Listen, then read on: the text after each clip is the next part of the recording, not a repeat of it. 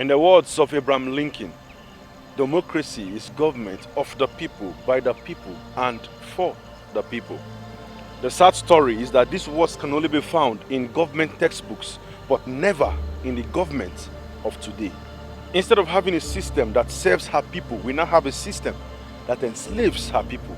Instead of a system that fights for the rights of our people, in broad daylight, our rights have been trampled upon, and we are forced to remain silent. We are blessed with numerous mineral resources, but our public debts keep rising like Ijebugari. Gradually, we are being sold as slaves in our own country. We have been robbed, plundered, enslaved, imprisoned, and trapped.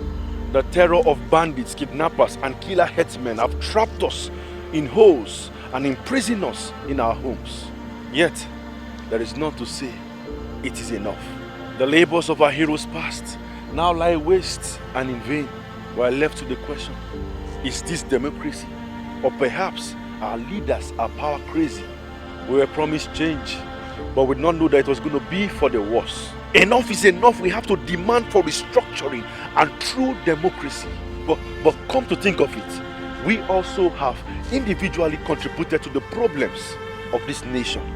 Kidnappings, tribal and religious killings, cybercrime, and so on are carried out by individuals. Therefore, as we demand for national restructuring, let us all embrace personal restructuring by refusing to be used as thugs to rig elections, avoiding illegal means of wealth creation, and most of all, embracing integrity and the fear of God. A nation cannot be better than her citizens. I believe in democracy. I believe in one Nigeria. And I believe that Nigeria can be great again if we all restructure our mentality. Happy Democracy Day.